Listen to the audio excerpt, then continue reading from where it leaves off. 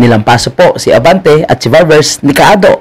Lalong-lalo na dito po sa kanilang allegation na pro-China daw po at inakusahan pa na tila ba abogado daw po itong si Kaado ng China dahil sa kanyang mga sinasabi. Magandang araw at yan po yung ating pag-uusapan mga kababayan. Sige, unahin natin ito ha. China, hindi ako po pro-US. Ako po ay pro-truth. Opo. Okay, pwede po bang magtanong sa inyo, sir? Parang kunwari, bait-baitan sila, no? Ano ho ang inyong posisyon tungkol sa paglalagay ng mga installations or buildings sa West Philippine Sea ng bansang China? Ano po inyong pananaw dyan? So, magandang tanong. Ang pananaw ko po dito ay hindi napipinto sa pro-China o pro-US. Galing. Dahil kami po sa Asian Century PH. With all due respects to the Congresswoman from Bataan, ang aming pong panuntunan, kumukuha kami ng mga aligasyon, pina-fact check namin. Alam mo yung si Kaado, matagal na natin ito nakasama sa mga Frescons, no? Sa kanyang mga programa na papanood natin. Sobrang talino na ito, mga kababayan po natin. At ang daming alam, lalo na pag ang pinag-uusapan ay foreign policy, yung pinag-uusapan ay ang issue sa West Philippine Sea. Daming alam nito. Kaya talagang ilalampaso po si Abante at si Barbers dyan. Huwag sila magkamali ng, ng tanong dahil magbabackfire yan sa kanila at mapapahiya po sila. Lalo na po itong si Tariela, no? Alam mo si Tariela, nagmamagaling lang ito. Pero kung si Kaado, yung kanyang magiging katapat, Diyos ko, wala siya magawa dyan. At kung may diversion, nagbibigay kami ng sarili naming opinion. Yan po ang proseso na aming sinusundan. Sa pagtatayo po ng mga installation ng China dyan, yan po ay batay sa kanilang pananaw. Maaring mali yan sa ating pananaw, pero sa kanilang pananaw, tama sila. Sige po. Sa inyong pananaw, sino ho may-ari ng West Philippine Sea? Yung tinayuan nila ng installation, Mr. Paglinawan? Unang-una po, kailangan bumalik tayo sa basic definition of terms. Nagbanggit po kayo na... Magtanong-tanong itong si Barbers, no? Kapag ipaliwanag sa kanya, sagutin, no? At nakikita niya kasi na mukhang malalampaso siya, o papatahimikin niya. So, bakit pa sila nagtatanong, no? Itong mga kongresista na ito, nagtatanong, naghihingi ng paliwanag, tapos kung magpapaliwanag ka, di papatigiling ka. Ito yung problema sa kanila. Kasi pag hindi magiging pabor sa kanila yung paliwanag mo, no, at mapapahiya sila, papatigilin ka. Palang mukha. West Philippine Sea. Excuse me po, sir. Yan Doon na mo. lang po, Nina-interrupt nila. para hindi po humaba. Doon na lang po sa area where the Philippines claims ownership on those islands na tinayuan po ng China, ng kanilang mga installations. Ano hong pananaw nyo doon? Tayo po ba may-ari noon o sila? Wala po tinatayo ang China sa mga instalasyon, sa mga lugar na ating inokupa. Doon ho sa Scarborough Shoal, wala ho ba silang tinayo doon? Unang-una po, mismo sa testimonya ni Mr. Tariela, Basag si Tariela. ang effective control po ng Scarborough Shoal na ang patupad ng batas ay ang customary po ay pinagtitibay ng actual occupation, sustained administrative control, and defense if necessary. Magbibigay po ako ng ehemplo. Noong pong 2012, dito po sa, with all due respects, dito po sa inyong privilege speech, sinight ninyo that the occupation of Scarborough Shoal in 2012 marked a significant turning point with China asserting historic rights as their justification. Isumiti po natin ito sa fact check.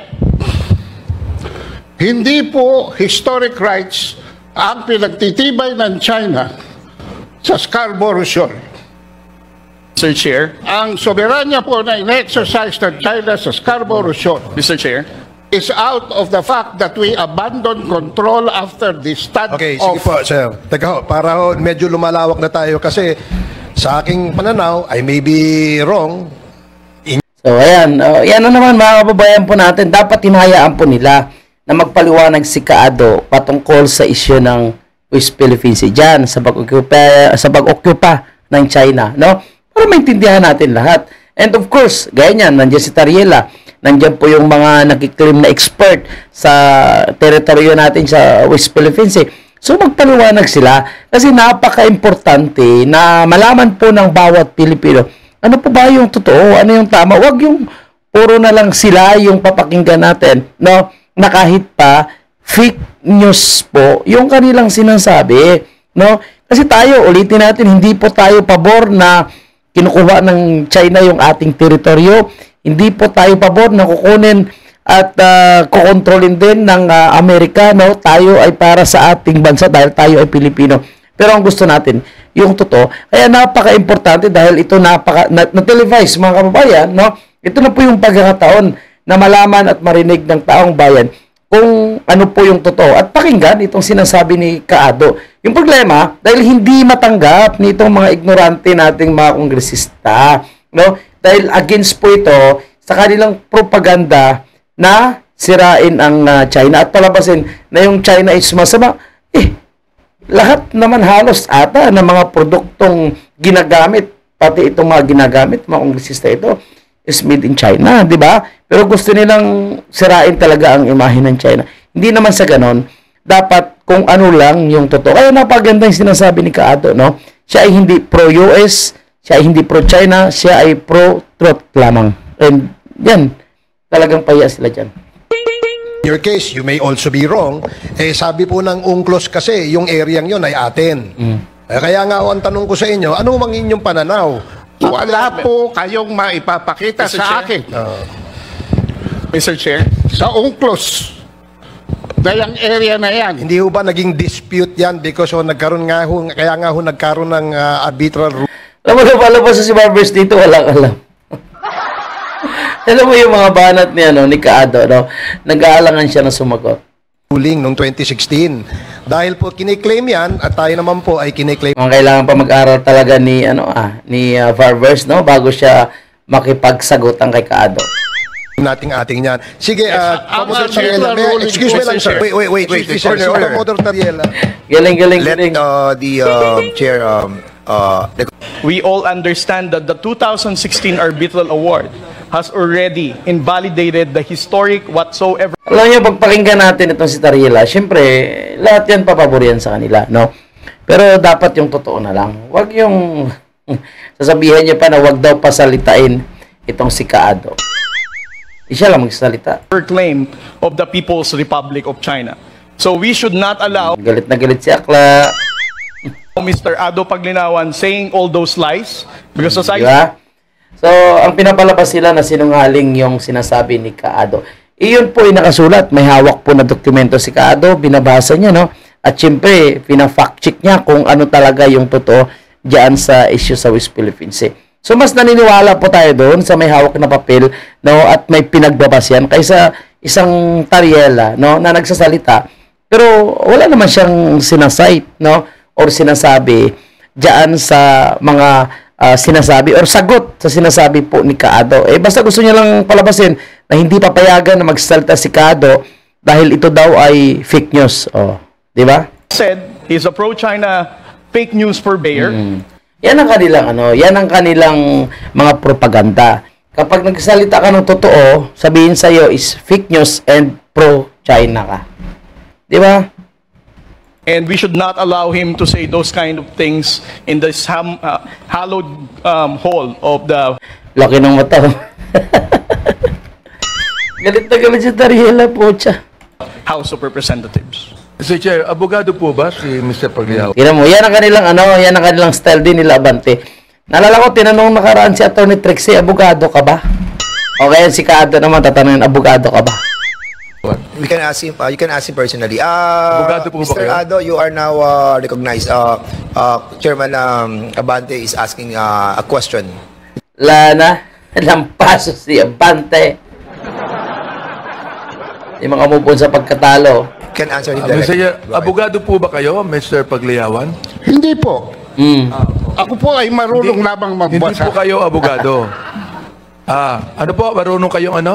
Marunong lang po akong magbasa. O, pangalawa, ako rin po marunong magbasa eh. Pare-pareho tayo. Opo. Oho, pangalawa, kayo po ba'y tagapagsalita ng China? Hindi po. Hindi Palpal. pa. Hindi po kayo tagapagsalita ng China. Hindi po. Pero parang pinagtatanggol nyo ang China. Hindi po. Hindi, pinagtatanggol nyo ang China. Hindi po. Hindi, Ang pinagtatanggol nyo ang China. pinagtatanggol ko po ay ang katotohanan. Huwag kayong Kung ako'y sumigaw bibigyan dito, nyo ng sapagkat- pagkakataon, Di ba? Lakasan niyo yung boses niya. Lakasan mo yung boses mo eh. Ayun na. Di ba? Mas malakas ang boses ko sa sasabihin inyo. ang Point base of ko. order, Mr. Chair. Order. Point of order, Mr. Chair. Yes. Galing ni Kado. Mabuhay ka, Kado. What's the point of order, Chairman Akop, please? The resource person concerned does not know the rules. So it's better that we remind him of our rules so that any member of this committee will not move to cite him in contempt. Yan na naman. Manakot na naman sila, mga kababayan, no? Na kung magpapaliwanag, pilit nila papatahimikin, tapos sila magsisigaw.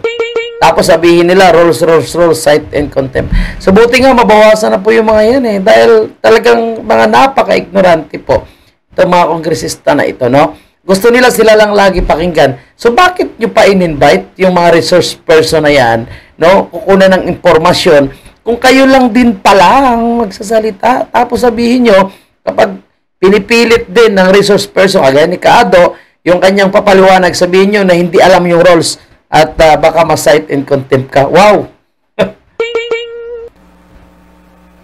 I think, Mr. Chair, that is your duty to remind him of our rules. Nice na po kayo. Mr. Chair, meron lang ako isang tanong.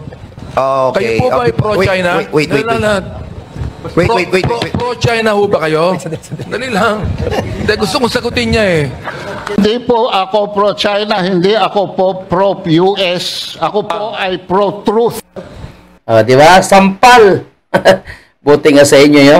Nilecturean kayo kasi ang gusto nila talagang palabasin, no, na fake news daw o pro-China itong si Kaado. At lalo na po itong si Tariela, no, na ayaw niya nga sagutin itong sinasabi ni Kaado. Ang gusto niya lang sabihin na pro-China daw si Kaado at fake news daw po.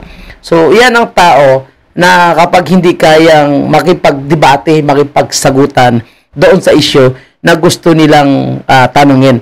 Ngayon, kapag ipapaliwanag na, kapag i-insist na ito yung tama, papatigilin na nila dahil mahaba na daw po ang iyong sinasabi. Again, good job po kay Kaado at sinampal mo po ang mga ito sa huling araw ng TRICOM. Mabuhay po kayo, Kaado.